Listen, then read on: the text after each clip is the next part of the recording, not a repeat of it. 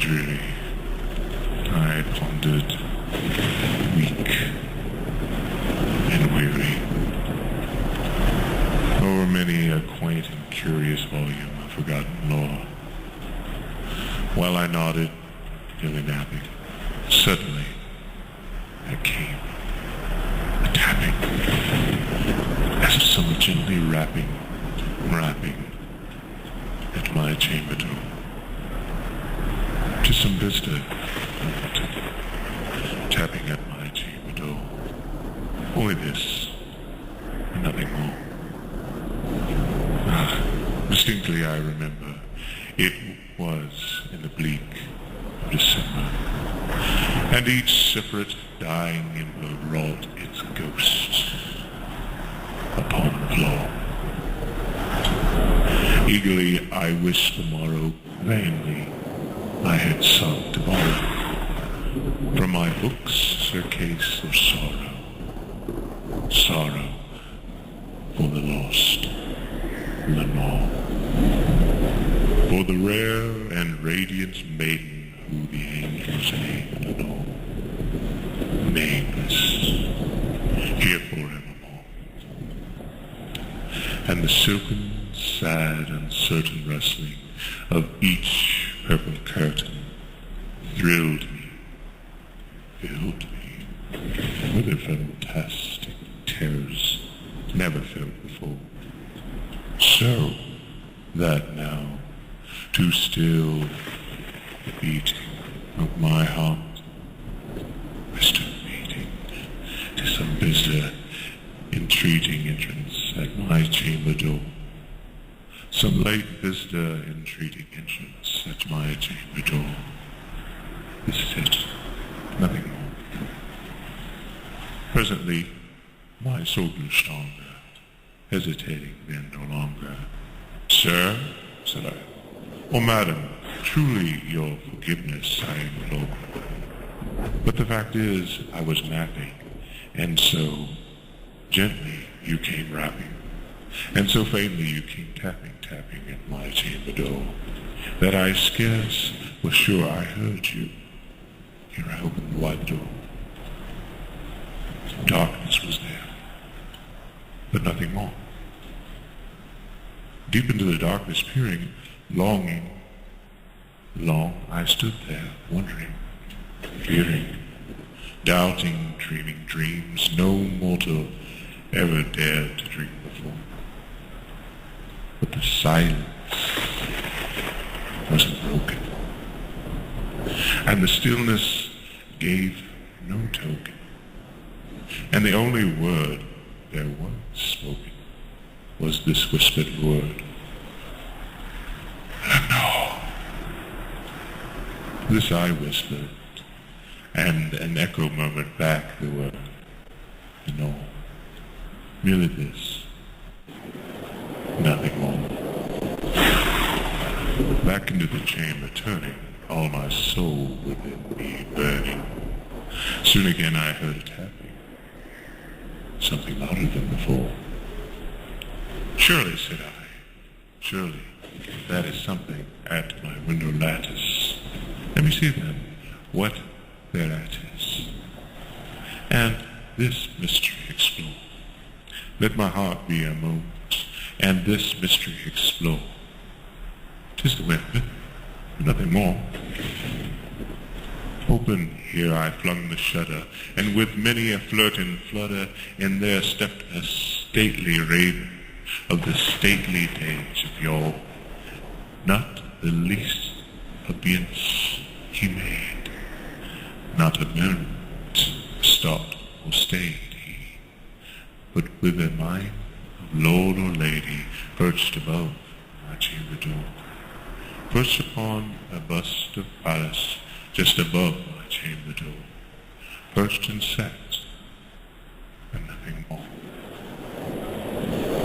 Then this ebony bird beguiled my sad fancy into smile, by the grave and stern decorum of the countenance it wore.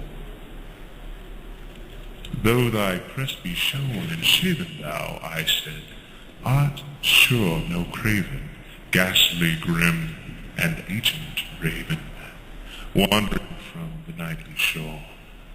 Tell me, what the lowly name is on the night's Puritan shore? Quoted the raven, nothing more.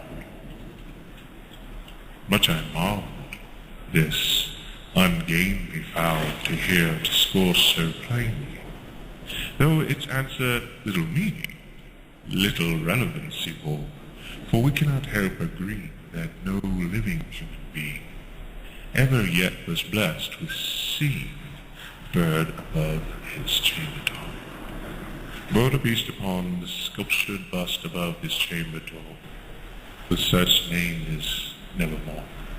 But the raven, sitting lonely on that placid bust, spoke only that word, as if his soul in that word he did pour. Nothing further he uttered, not a feather when he fluttered, till I scarcely more than muttered, "Other friends have flown before, on the morrow you will leave me, as my hopes flown before." Then the bird said, "Nevermore." Startled at the stillness broken by reply so aptly spoken, "Doubtless," said I, "what utters is its only stock and store, caught from my unhappy master, whom merciful disaster followed fast and followed faster, till his songs one burden bore, till the dirges of his hope that melancholy burden bore, of never, nevermore." But the raven still beguiled all my sad soul to smile. Straight I wheeled and cushioned a seat in front of the bird, and bust and door. Then upon the velvet sinking I betook myself to linking, fancy upon fancy, thinking this ominous bird of yore, what this grim, ungainly, ghastly, gaunt, and ominous bird of yore meant in croaking, "Nevermore?" Thus I sat engaged in guessing, but no syllable expressing to the fowl, whose fiery eyes now burned into my bosom's core, and this more I sat dividing, with my hands at ease reclining on the cushion's velvet lining that the lamplight floated o'er, but whose velvet violet lining with the lamplight floating o'er, she shall pass, nevermore. Then methought the air grew denser, perfumed with an unseen censer, swung by a seraphim whose footfalls tinkled on the tufted floor. "Wretch," I cried, "thy God hath lent thee by these angels, he hath sent thee respite and nothing from thy memories of Lenore. Quaff, oh quaff this kind Nephthys, and forget this lost Lenore." Quoted the raven, "Nevermore?" "Prophet," said I, "thing of evil, prophet still, if bird or devil, whether temper sent or whether tempest tossed thee here ashore, desolate yet all undaunted, and this desert land enchanted, on this home by horror haunted, tell me truly I implore, east there balm of Gilead, tell me, I implore." Quoted the raven, "Nevermore?" "Prophet," said I,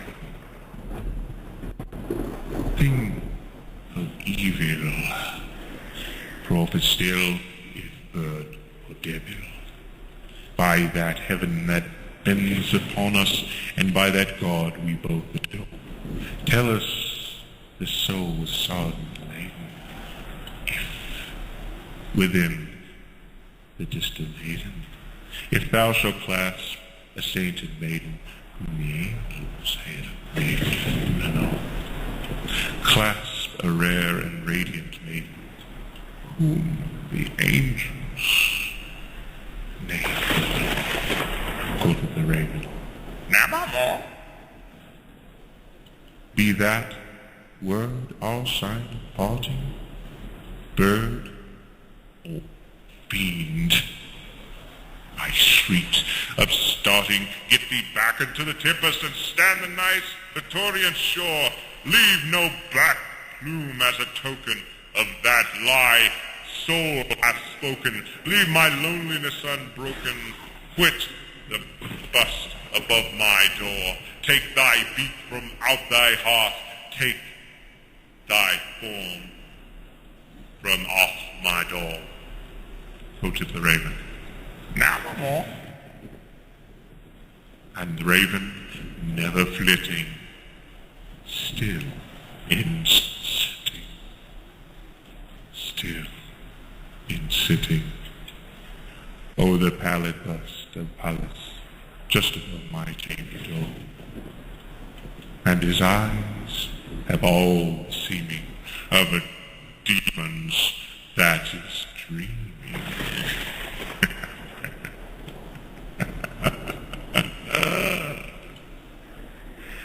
And the lamplight over him steaming throws his shadow upon the floor. And my soul from that shadow that lies floating on the floor shall be lifted never more.